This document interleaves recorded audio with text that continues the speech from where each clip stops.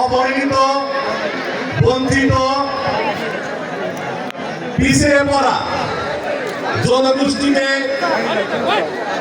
উন্নয়ন এবং সমৃদ্ধির দ্বার প্রান্তে পৌঁছে দেওয়ার জন্য যে কার্যকর ঐক্য প্রয়োজন, সেই ঐক্য আপনারা গড়ে তুলতে পারবেন ইনশাল্লাহ।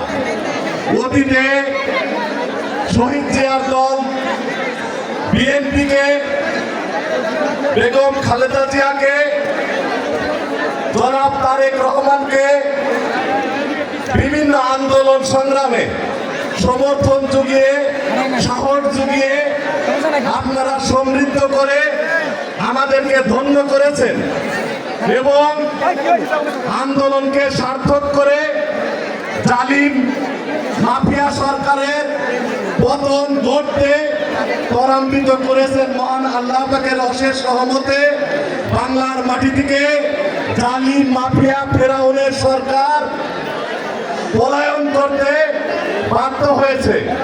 আমরা চেয়েছিলাম একটি নির্দলীয় নিরপেক্ষ তত্ত্বাবধায়ক সরকারের অধীনে সুষ্ঠু, জনপ্রিয়, শান্তিপূর্ণ জাতীয় সংসদ নির্বাচন।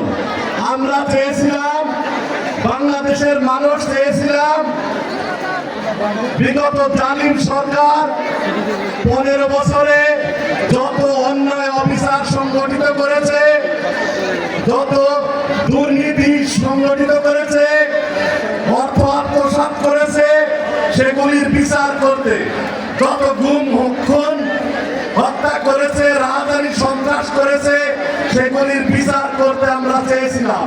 কিন্তু সরকার বাংলার মাটি থেকে পালিয়ে যাক তা আমরা চাইনি।